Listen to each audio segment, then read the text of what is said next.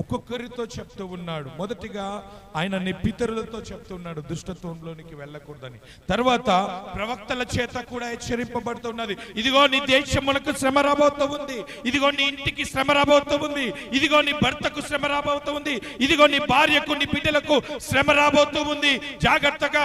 ఎందుకు అంటే మీరు పాపముల మధ్యలో నిలిచి ఉన్నారు, పాపపు వ్యక్తుల మధ్యలో నిలిచి ఉన్నారు, దుష్ట సాంగత్యము మధ్యలో నిలిచి ఉన్నారు, అంధకార చీకటి శక్తుల మధ్యలో నిలిచి ఉన్నారు, ఈ లోకపు అలవాట్ల మధ్యలో నిలిచి ఉన్నారు, ఈ లోకపు ఆశల మధ్యలో నిలిచి ఉన్నారు. జాగ్రత్త. ప్రవక్తల చేత హెచ్చరింపబడుతూ ఉంది.